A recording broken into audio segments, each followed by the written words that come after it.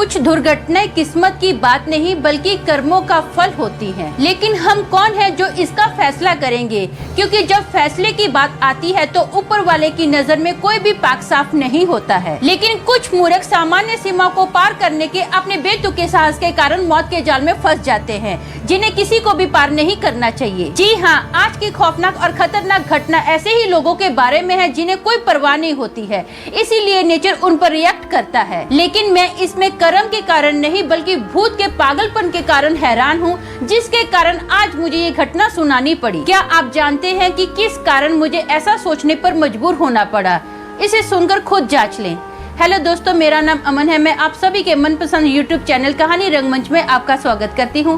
उम्मीद करती हूं कि आप सभी अच्छे और स्वस्थ होंगे। इसी तरह की वीडियो देखने के लिए हमेशा मेरे साथ बने रहिए। तो चलिए शुरू करते हैं आज का भयानक किस्सा।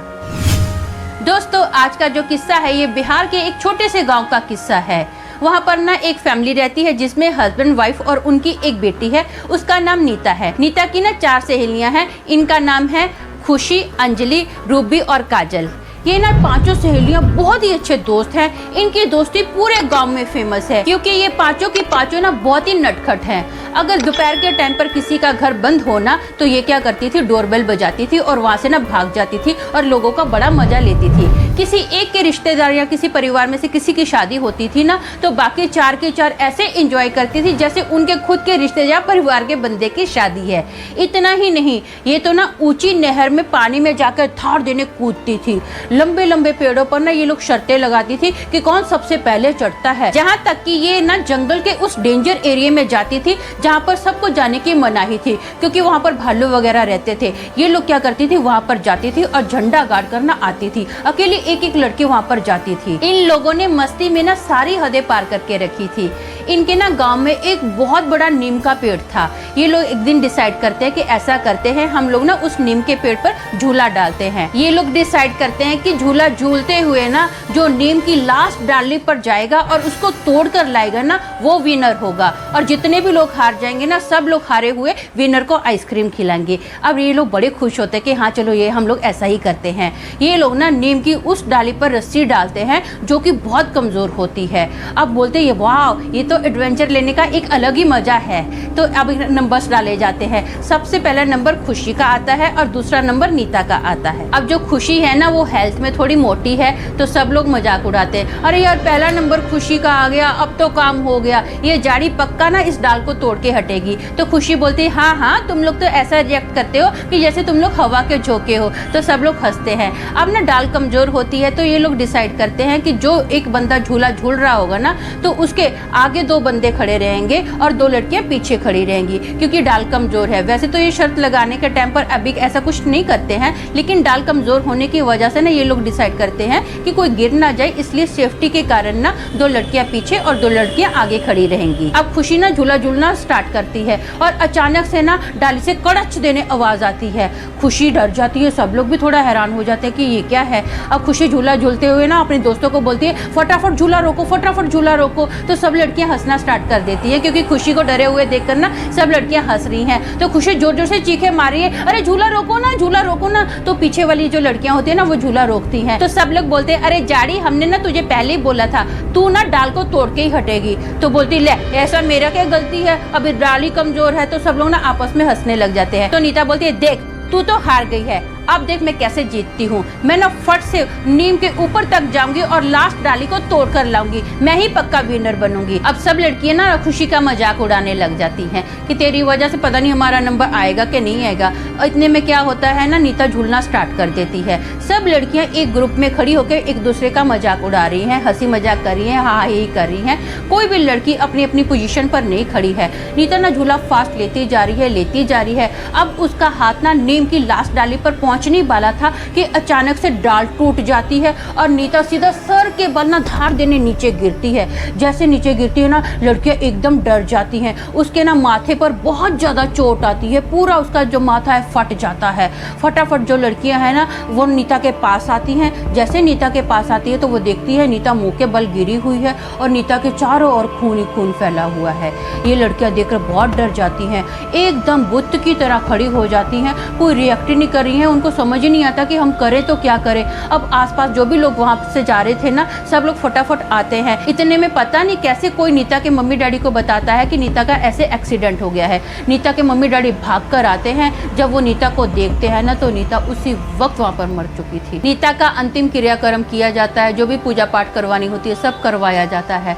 लेकिन कुछ दिन के बाद ना नीता सबको वही नीम के पेड़ के ऊपर दिखाई देती है। जैसे जानवर एक डाल से दूसरी डाल पर जाते हैं ना, नीता एक डाल से दूसरी डाल पर जाती है। खासकर दोपहर के 3 बजे और रात को सबको ऐसे झूला झूलते हुए नीता दिखाई देती है। बहुत सारे लोगों ने तो उधर से आना जाना ही बंद कर दिया था। नीता के दोस्तों को भी बहुत ज्यादा ऐसा फील होता था कि जैसे नीता उनके साथ है। नीता की ना प्रेजेंस उन लोगों को फील होती थी। एक दिन क्या होता है, सब लोग ना खुशी के घर पर जमा हुए होते हैं, आपस में गप्पे मार रहे होते हैं। तो अचानक से रूबी बोलती है, अरे काजल, मेरे बाल क्यों खींच रही नीता की तरह पीछे से? तो अभी काजल बोलती, नहीं मैंने नहीं खींचे हैं। मैंने कब तुम्हारे बाल खींचे हैं? तो खुशी बोलती, हाँ इसने नहीं खींचे हैं, मेरा ध्यान इसी पर था, इसने तेरे साथ कोई ऐसा नहीं हरकत की। तो बोली, फिर मेरे बाल किसने खींचे हैं? तो सब बोलते कि पता नहीं किसने खींचे। तो मस्ती में ना सब लोग बोलते हो सकता है नीता हो, उसी ने खींचे हो। अब ना ऐसे मस्ती करते करते ना अब खुशी बोलती है कि मैं ऐसा करती हूँ, किचन में जाती हूँ, तुम लोगों के लिए ना मस्त चाय बनाती हूँ, फिर हम लोग मिलकर टीवी देखेंगे। अब ना खुशी किचन में जैसे ही एंटर करती है तो वो जोर से चीखती है। तो फटाफट सब लोग आते हैं और पूछते हैं कि क्या हो गया। तो खुशी ना बहुत डरी हुई होती है, उसकी आंखें ऐसे फटी की फटी हुई होती है, पूरी आंखें उसकी मोटी मोटी होती हैं, पूरा सर से पांव तक कांप रही होती है और बोलती है, मैंने ना किचन में नीता को देखा, नीता मेरे को देखकर हंस रही थी और देखते देखते मेरी आंखों के सामने वो गायब हो गई। अब सब लड़कियां बहुत टेंशन में आ जाती हैं। सब लड़कियां सोचती हैं कि ठीक है, हम लोग ना ऐसा करते हैं, अपने अपने घर पर जाते हैं। सब लोग अपने अपने घर पर जाते हैं। रात का टाइम होता है तो रूबी ना खाना खा रही होती है। रूबी को खाना खाते खाते ऐसा लगता है कि जैसे नीता उसके सामने आ गई है और उसकी थाली में से खाना खा रही है। ये देखकर ना रूबी जोर से चीखती है। तो रूबी के मम्मी डैडी भाग कर आते हैं, पूछते हैं कि क्या हो गया बेटा, क्यों ऐसे जोर से चीखी है? तो रूबी बताती है, मम्मी मेरे सामने ना नीता बैठी थी, वो मेरी थाली में से खा रही थी, मेरे सामने बैठ के वो खा रही थी। तो उसके मम्मी बोलती है, नहीं बेटा तेरा कोई बहम होगा। बोले, नहीं मेरा कोई बहम नहीं, मैं सच्ची बोल रही हूँ, मेरे को बहुत डर लग रहा है, प्लीज मेरे साथ ही रहो, आज ना मैं रात को आपके साथ सोऊंगी। तो उसकी मम्मी बोलती है, ठीक है हमारे साथ सो, तू टेंशन मत ले।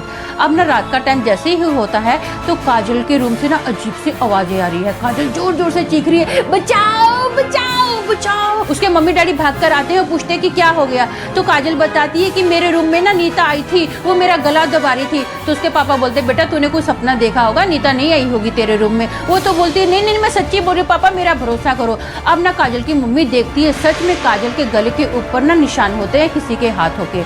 सब लोग बहुत डर जाते हैं। काजल की मम्मी बोलती है, बेटा ऐसा कर तू हमारे साथ सो। जैसे सुबह होती है ना तो काजल की मम्मी क्या करती है, काजल के जितने भी दोस्त थे ना सबको अपने घर पर बुलाती है। सब लोग काजल के जितने भी दोस्त थे ना उसके घर पर जमा होते हैं। उनके पेरेंट्स को भी काजल की मम्मी ने बुलाया होता है, वो लोग भी आते हैं और बताते हैं कि कल मेरी बेटी के साथ ऐसा ऐसा हुआ। सब लोग बोलते हैं कि हाँ हमारे भी सपने में नीता आई थी और ना वो हमारा गला दबा रही थी और गला दबाते दबाते ये भी बोल रही थी कि तुम्हारे कारण मेरी मौत हुई है, क्योंकि तुम लोगों ने मुझे अकेला छोड़ दिया, तुम लोग अपनी पोजीशन पर होते तो मुझे बचा सकते थे। अब ना सबके मम्मी डैडी बहुत टेंशन में होते हैं, चारों की चारों लड़कियां भी बहुत टेंशन में होती हैं। तो काजल की मम्मी बोलती है, मैं ना एक तांत्रिक को जानती हूँ जो कि शहर में रहता है, हम लोग ना वहाँ पर जाते हैं, हमारी लड़कियों के पीछे नीता का भूत पड़ा हुआ है, नीता से छुटकारा वो तांत्रिक ही हमें दिला सकता है। और वो बोलती है कि मैं ना एक वैन बुक करवाती हूँ जिसमें हम सब लोग अभी का अभी उस तांत्रिक के पास जाते हैं, क्योंकि हमारी बेटियों की जान को खतरा है। तो सब लोग बोलते हैं हाँ हाँ ठीक है, हम लोग अभी का भी चलते हैं। अब आधे रास्ते में ना पहाड़ियों के पास इनकी गाड़ी की ब्रेक फेल हो गई और इनकी गाड़ी ना सीधा खाई में गिरी। बहुत सारे लोगों ने देखा था जो इनकी गाड़ी है खाई में गिरते हुए। फटाफट लोग इनकी मदद के लिए आते हैं। इनके जो परिवार के सदस्य होते हैं ना, सब लोगों को हल्की फुल्की चोट आई थी, लेकिन चारों की चारों लड़कियों की मौत हो गई थी। सेम उसी तरह उनकी मौत हुई जैसे नीता के सर पर चोट लगी थी ना, वैसे ही चारों लड़कियों के सर पर चोट लगी थी और ऑन द स्पॉट उनकी मौत हो गई थी। तो दोस्तों मेरा मानना ये है कि नीता के टाइम पर ना ये चारों लड़कियां एक ग्रुप में खड़ी थी और हाहा ही कर रही थी। इन लोगों को नीता का ध्यान देना चाहिए था, लेकिन इन्होंने नीता का ध्यान नहीं दिया। इसी वजह से नीता ना मरने के बाद इनके पीछे पड़ गई। जरूरत से ज्यादा चतुराई हानिकारक हो सकती है, ये किसी में भी हो सकता है। और मैंने देखा है कि ऐसी बकवास हरकत करने की कोई एज लिमिट नहीं होती है। सीधा और सिंपल रास्ता सकरा और कठिन होता है, लेकिन उस पर चलने का साहस कुछ ही लोगों में होता है। तो आज के लिए बस इतना ही। कल फिर मिलूंगी और एक भयानक किस्से के साथ। तब तक के लिए शालोम, शांति और सलाम।